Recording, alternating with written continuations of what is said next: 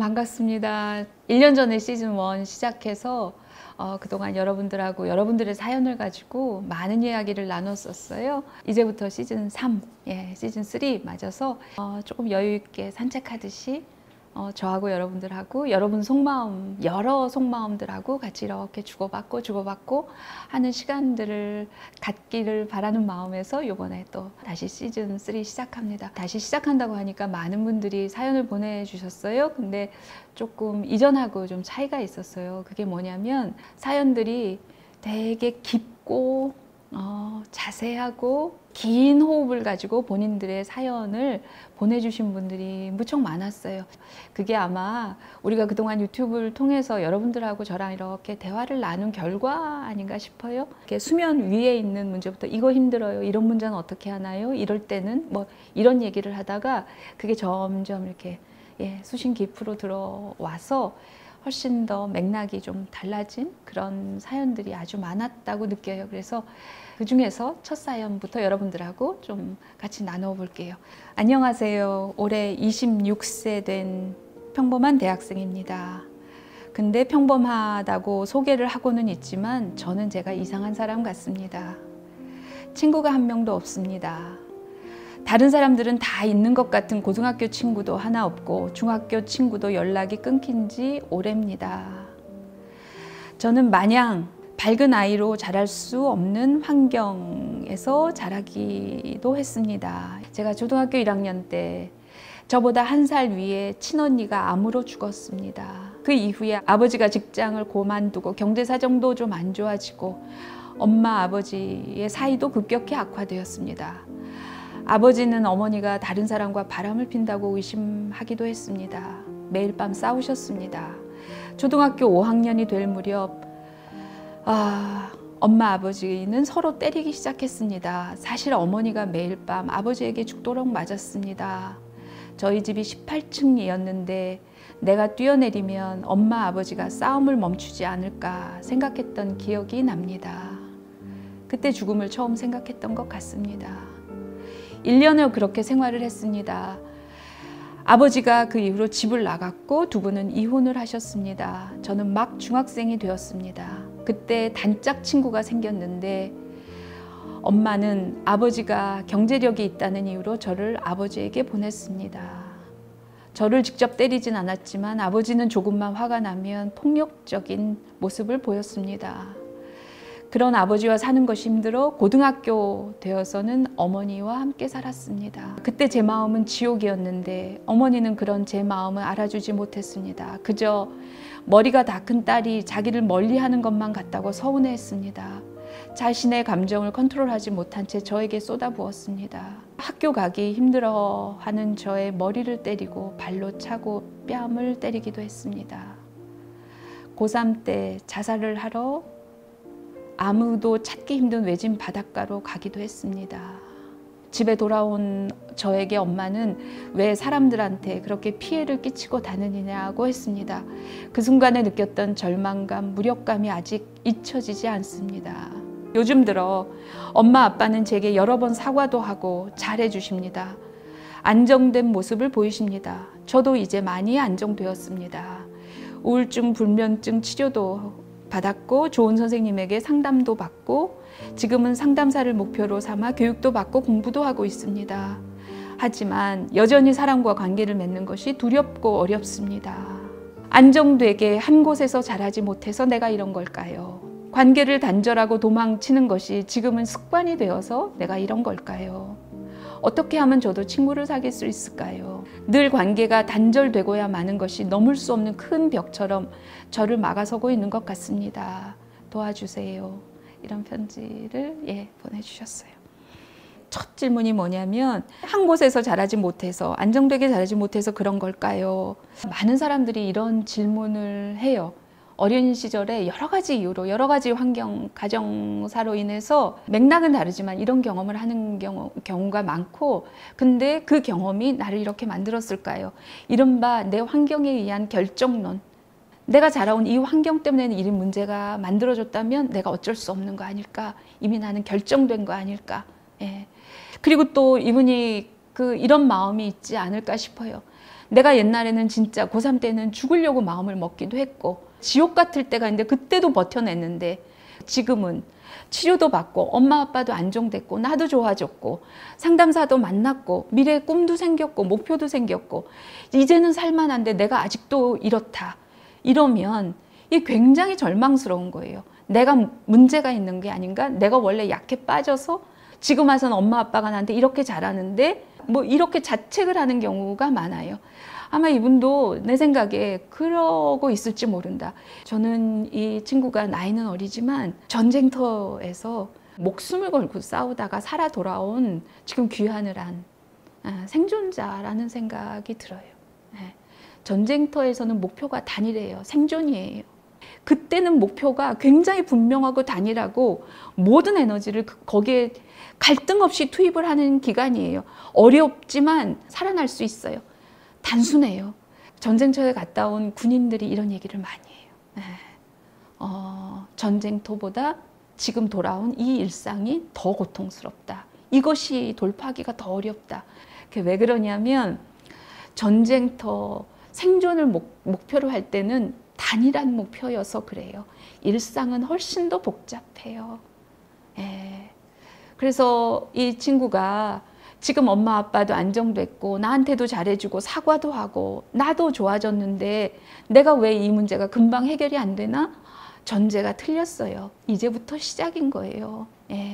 지금은 이 문제가 싹 해결되고 내가 잘 살 수밖에 없는 타이밍이라고 생각하면 그 갭에서 오는 좌절, 자기를 원망하거나 내 탓이라고 생각하거나 상황이 이렇게 달라졌는데도 나는 변하지 않으면 이건 내 문제라고 생각하거나 이렇게 해석을 하는 그 순간 견딜 수가 없어지는 거죠. 그 해석이 자기를 지옥으로 몰아넣는 거예요. 해석이 달라야 해요. 그 해석은 잘못됐어요. 지금까지 고3 때까지 이렇게 살아온 거 이거는 전쟁터에서 살아남은 거예요. 이제부터 진짜 삶이 있는 거죠. 근데 그 삶이 더 복잡하고 복잡해요. 그래서 누구한테나 어려워요. 그걸 알아주면 그 다음부터 나한테 조금 여지를 줄 수 있고 나를 부당하게 몰아세우지 않을 수 있고 안아야 하고 그런 상태에서 내가 가진 문제를 어떻게 할지 하나하나 그 다음부터 일상적으로 그걸 바라보면 되는 거죠. 일단 그런 생각이 들어요. 그래서 아까 내가 이렇게 안정되게 한 곳에서 못 자라서 이런 걸까요? 아니에요. 그 해석도 틀렸고 내가 지금 이런 게 습관이 돼서 그런 걸까요? 이 해석도 되게 잘못된 해석이에요. 이런 규정이 자기를 코너로 몰게 된다는 것을 일단 아는 것, 거기서부터 시작을 했으면 좋겠다는 생각이 들어요. 지금 큰 벽을 만난 게 아니라 이제부터 하면 되는 내 일상이다. 그 얘기를 같이 좀 하고 싶어요. 네. 들으면서 뭐 궁금하신 거? 제 얘긴데 이제부터 시작이라는 말씀을 해주시긴 했는데 어쨌든 사람들은 다 이렇게 저렇게 사는데 나는 늦은 것 같아 이런 생각을 틀렸다 싶으면서도 계속 하게 되고 비교하게 되는 것 같거든요. 또 이게 나랑 사이가 안 좋았는데 걔는 친구도 많은 것 같아. 주변에 사람도 많은 것 같고 걔는 서울로 대학도 왔고 막 그러니까 저는 사실 속으로 너무 바라지만 제 조건에서는 또는 뭐 제 마음의 힘으로는 당시에 도저히 이겨낼 수 없었던 것들을 제가 싫어하는 사람이 특히나 한 걸 보면 너무 배가 아픈 거예요. 부러움이 너무 크고. 너무 당연하지. 너무 당연히 그렇지. 그게 이상해요? 그러면 안 돼요? 잘못된 거예요? 그래도 되는데 괴로워요. 그럴 때. 이렇게 비교하면서 배 아프고 막 부럽고 그런 것은 너무나 일반적인 감정인데 그거는 누구나 다 겪을 수 있는, 누구나 다 사실은 말하기 창피해서 그렇지만 속마음으로는 거의 다 가지고 있는 그 또래의 특성일 수도 있는데 본인은 그 또래의 특성과 그냥 일반적인 특성까지도 내가 혹시 상처가 많고 내가 뭔가 못났고 내가 이렇게 정상적인 환경에서 못 살았고 이런 것에 대한 어떤 리액션으로 혹시 다 퉁쳐서 생각하는 것은 아닌가? 그런 느낌도 좀 드네. 또 하나는 자기가 얼마나 힘든 세월을 살았는지를 정말 아나? 그런 느낌도.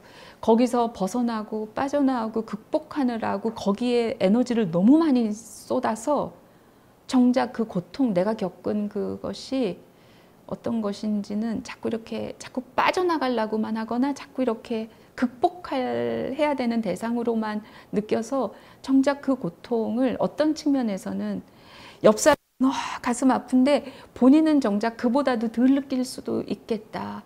그러니까 그냥 일반적으로 비교를 하고 있다. 주변 친구들하고. 그런 느낌도 들어요. 다들 사는 건 아프지 뭐 이런 느낌으로 생각하는 것 같아요. 내가 너무 뭐 힘들었어 이런 생각을 하게 되면 거기 더 못 나올 것 같죠? 그래서 무서워서. 네, 무서워서. 그래서 그게 무서워서 그냥 다 사는 건 힘들지 뭐 이렇게 이렇게 생각하게 되는 것 같아요. 내가 얼마나 힘들었는지 이렇게 하다 보면 거기 그냥 매몰될 것 같고 빠져버릴 것 같고 헤어나오지 못할 것 같고 무섭지요. 그러다 보니까 그 고통에 대해서 내가 지금 이 순간에 느끼는 것보다 좀 덜한 것으로 자꾸 느끼다 보니까 자기 고통을 잘 몰라주고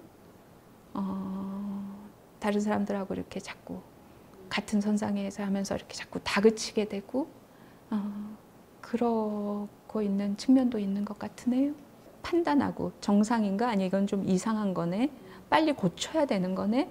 이렇게 바라본. 이게 참 가혹하네. 그치? 자기가 자기한테.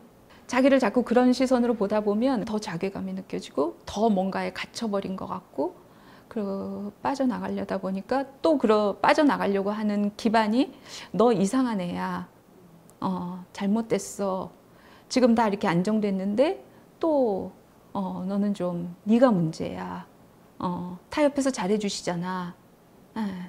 그러면 자꾸 죄책감 갖고 그러다 보면 또 거기서 또 주질러 앉게 되고 그렇게 되지요. 그런 시선은 그러니까 자기에 대한 지금 충족평판을 하고 있는 측면이 있죠. 자꾸 판단하고 이상하다고 정상 비정상을 가르고 이런 시선으로 바라보는 것은 그것은 자기를 더 힘들게 하는 것이죠. 와, 내가 생각보다 되게 충족 평판 나한테 많이 하고 있었구나 이런 깨달았습니다. 지금 마음이 어때요?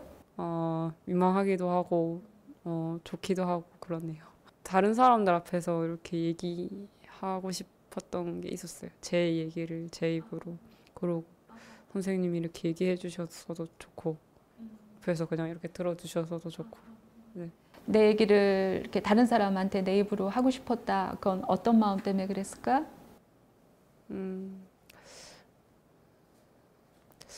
그러게요.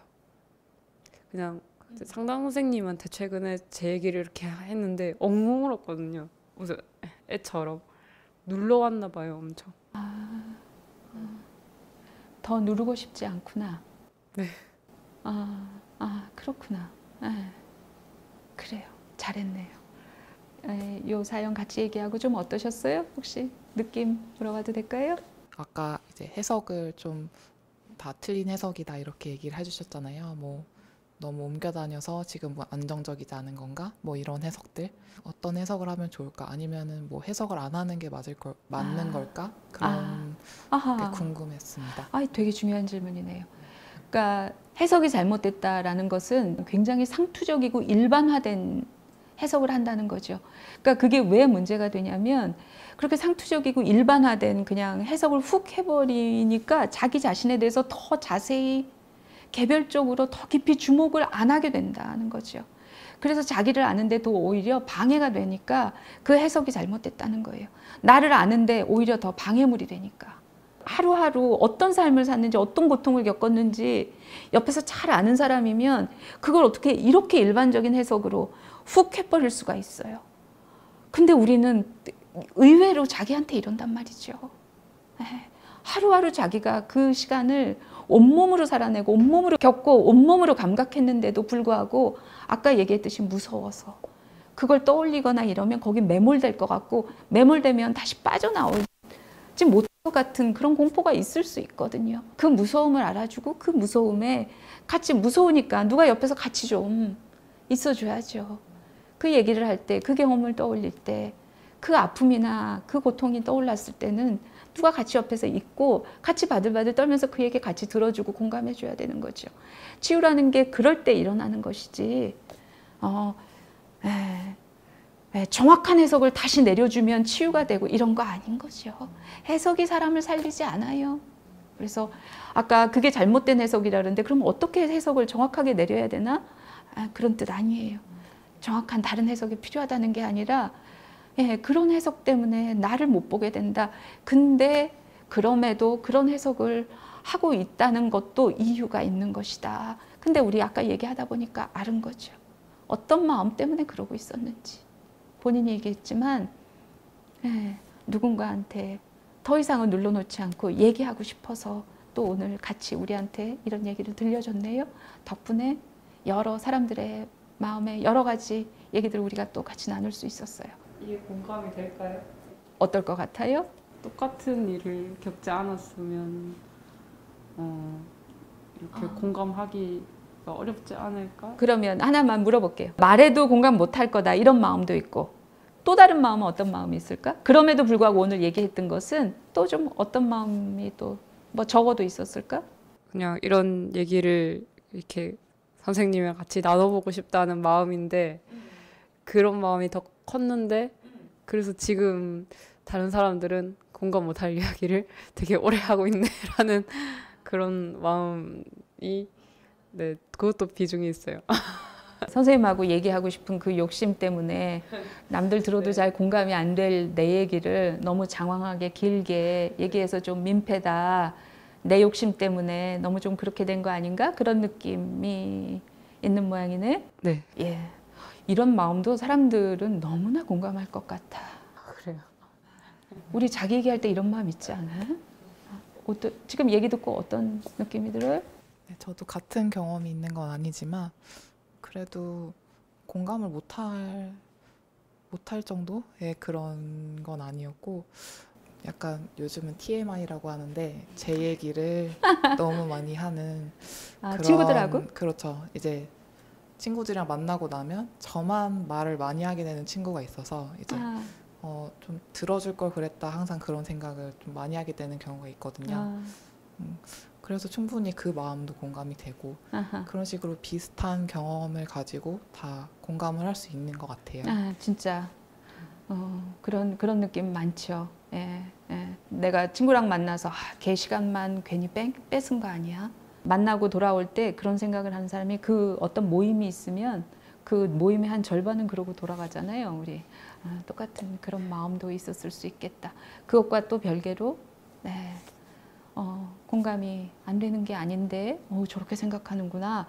그 얘기도 또 같이 나눴네요. 예, 그냥 저런 생각을 할 수도 있고 들으면서 또 저게 왜 공감이 안 된다 그러지? 근데 당사자는 또 저렇게 생각할 수도 있구나. 그것도 또 우리가 같이 알았고 그런 여러 마음의 결들을 우리가 다 아는 것 그 자체로 저는 의미가 있다고 느껴요. 예, 좋았습니다. 예, 고맙습니다. 오늘 마치겠습니다. 네.